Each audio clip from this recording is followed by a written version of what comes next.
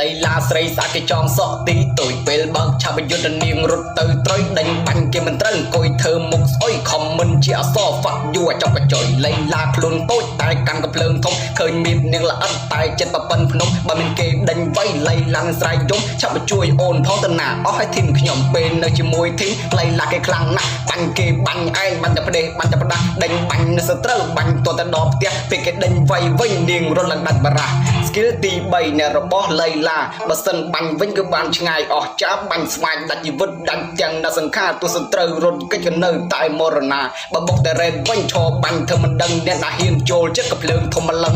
តែបើប៉ះអាលឌូដាក់ម្ដាយសន្លប់ភ្លើងដាក់ថែមម្ដាយទៀតលៃឡាបាត់មាត់ចឹងលៃឡាខ្លាំងណាស់បាត់តែពីចម្ងាយទេតែបើសិនចូលចិត្តធ្វើអាម៉េចឈ្នះគេមានតែដាក់មេប្រូចរត់ចេញមុនទេប៉ុន្តែនឹងលៃឡាថាមានបញ្ហាទេ